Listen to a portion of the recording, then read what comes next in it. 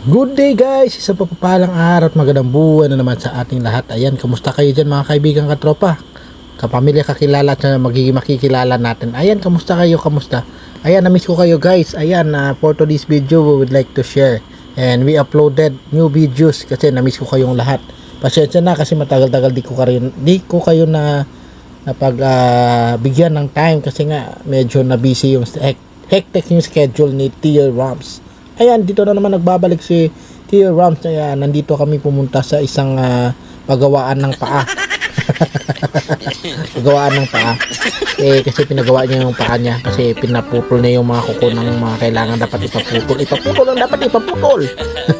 Ayan, kasama dito yung mga bugwit na, ayan, dalawang bugwit na andyan, yung isang bugwit nahihiya pa yung isang bugwit na andyan, kasama ni Tia Rams.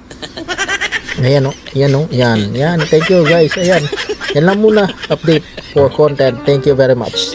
Ingat kayo palagi. Paalam. Bye-bye.